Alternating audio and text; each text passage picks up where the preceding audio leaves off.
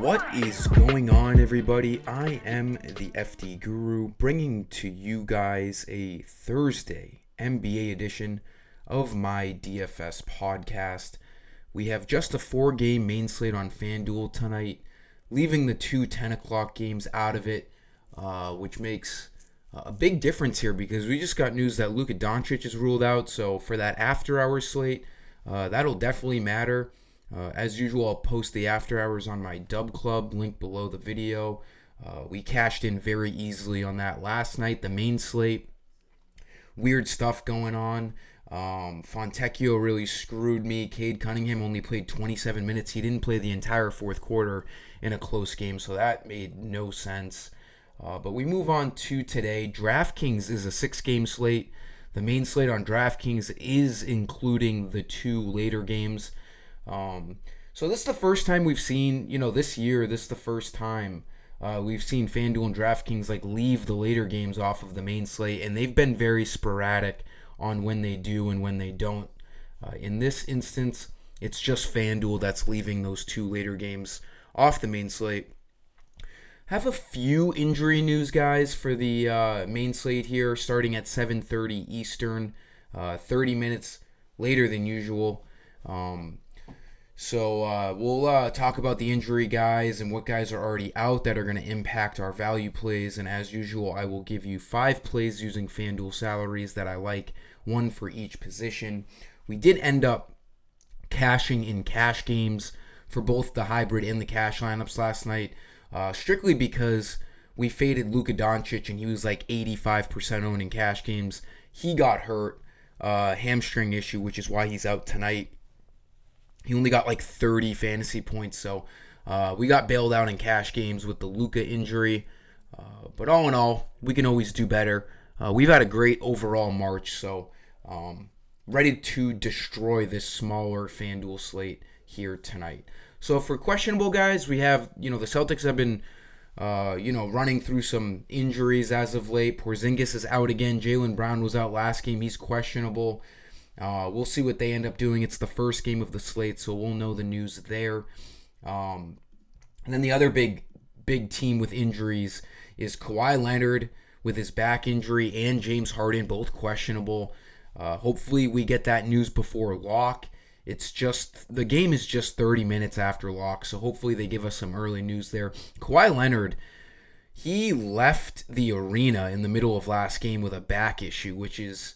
I don't like to, be skeptical over anyone and injuries because, I'm not playing and I'm sitting on the couch. But that seemed like a bit of a wussy move to leave the arena with a back issue. Kind of crazy. And the fact that he's questionable the next game means it's not that bad. Being kind of a pussy about it. But we'll see what he ends up doing. I can't imagine they push through Kawhi Leonard's injury.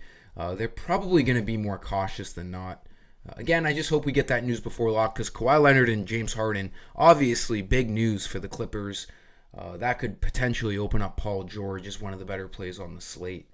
And then in terms of other guys, I think Malik Beasley is questionable for the Bucks. There's not much more, to be honest. We're not really waiting on anything. It's really just Jaylen Brown and then Kawhi Leonard and James Harden from the Clippers. So for point guard, we're going to go back to the Rockets. They're not priced for Şengün to be out. Van Fleet was the only guy who produced in the first game without Şengün against the Spurs. 39 minutes, 50 fantasy points. He's going to be a very popular play tonight. Sooner than later, he's going to get up towards $9,000. It's just too cheap of a price at $8,100 with the usage he's going to see with no Alperen Şengün. Easy play here. Needs 40 fantasy points to hit value. He's projected for 45. Makes for one of the best higher spend ups. Really just overall spend ups on the entire slate. Shooting guard, Ayo Dosunmu. Another big injury news here is Kobe White is out tonight. So we're going to see all of these Bulls starters see a big uptick in usage. We might see Torrey Craig enter the starting lineup for the Bulls. Could end up being a viable punt play. Don't know what they're going to do with that fifth starter yet. There would be an instance where Andre Drummond could start next to Vucevic. They've done that before, but the Clippers don't play big, so I don't think they're going to go big in the starting lineup. I do like DeSumo, though. He's going to be really the true point guard for them tonight with no Kobe White, and a guy with like Kobe White being off the court opens up a lot of stuff for these starters. Kobe White's seen a really high usage rate this year. DeSumo, we had him yesterday, 43 minutes in the overtime game, 20 points, 33.5 fantasy points, needs 31 to hit value. Even if Kobe White was playing tonight on a smaller slate like this, he would still be in play. The fact that Kobe White is out makes DeSumo borderline a priority on this slate. You could also look at Alex Caruso in a very similar spot as DeSumo. He's $600 cheaper, $500 cheaper, and he's coming off of a great game against the Pacers, 36 minutes, 44 fantasy points. Just all of these Bulls are going to look good. Caruso, DeSumo, Vucevic, DeRozan had an unbelievable game last night. Huge clutch part of the game at the end for DeRozan. He scored 43. You could get him into lineups as well. Any of these Bulls are going to look really good at home in the absence of Kobe White. Just a lot of extra usage to go around. Again, DeRozan you could go to, 46 points last night, 68 fantasy points. All these Bulls look good. They're very comparable to the Rockets because Şengün has a high usage rate. He's out for the Rockets. Kobe White has a high usage rate. He's out for the Bulls. It makes the Rockets and Bulls very intriguing teams to get to as of right now. Depending on the Celtics and Clippers news, we'll see which teams are really the best teams to get to. But we have plenty of potential value spots already here tonight. The Bulls and Rockets look good. DeSumo, 6,300. Small forward. I play projections. Do I like rostering Dillon Brooks? No. Does anyone like rostering Dillon Brooks? No. He's a piece of shit person. He's not a fun player to watch. There's just all negatives with Dillon Brooks. But the positive here is that he's projected for 24 fantasy points again. I know he disappointed last game, only getting 13.5. But we got to play projections. 22 fantasy points is what he needs to hit value. He's projected for like 23, 24 tonight. Shooting guard and small forward. Multi-positional eligibility is going to allow you to pick studs in your lineup. He's so cheap. He's a good punt play. He's going to play a bunch of minutes. He's going to start. It is what it is. We need him to run into some defensive stats, some rebounds. We'll see what happens. But he grades out really well again tonight. If you don't like it, I'm not saying you have to play him, but I'm going to be getting to Dillon Brooks again tonight. It's just, we play projections and we play value. And Dillon Brooks is a top of the value for tonight at 4,500. Again, if you personally hate Dillon Brooks and he screwed you multiple times, I totally get it.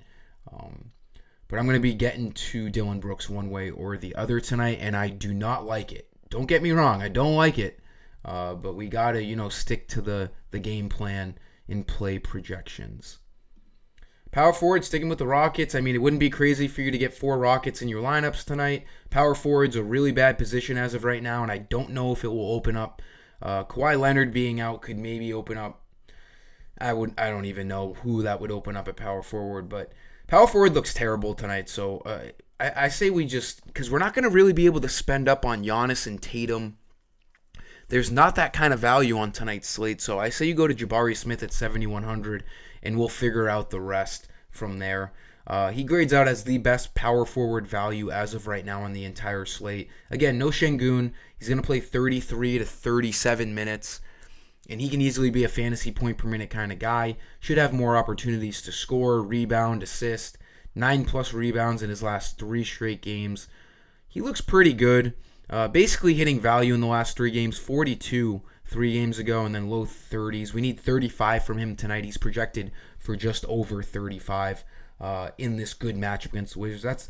That's what I forgot to mention as well for the Rockets. Their matchup couldn't be any better tonight. They're at home, 7-point spread against a garbage Washington Wizards defense.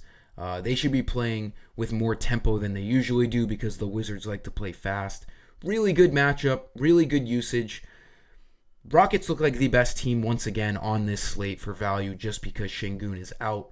Jabari Smith at power forward, where the power forward position is a very weak position so far tonight. And then for center, again, I mean, he screwed us the last few nights. Now, we got to play projections. He played 43 minutes in overtime yesterday, and he still couldn't get there. Vucevic, just 33 fantasy points, pretty pathetic. 23 the night before. We had him both slates. He was in my video both games, has not done what he's needed to do. Now, yesterday was a little bit different. DeRozan had one of those games where he was lighting it up, 43 points. The ball, he was bringing the ball up and just kind of doing whatever he wanted.